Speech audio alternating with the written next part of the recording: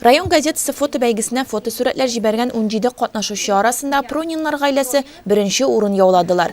Бүләкләрен алырга әниләре килгән, чөнки яшьләр эштә. Первое место мы дарим серебро, также серьги с алмазной крошкой, очень красивые. Спасибо огромное. Спасибо. Но беренче урын алды. Балалар без бик сөенәбез. Ике як ата әтиәниләрдә. Шуңар күрә бүген үзләре кайта алмадылар. Икесе дә эшлиләр прокуратурада. Шуңар күрә китә алмадылар эштән. Шуңар күрә мин как мама мин килдем. Икенче урын өчен бәйге спонсоры Игнатьевлар гаиләсенә көмеш муенса тапшырды. Алар бүләкләүгә ай ярымлык кызлары Милана белән килгәннәр иде.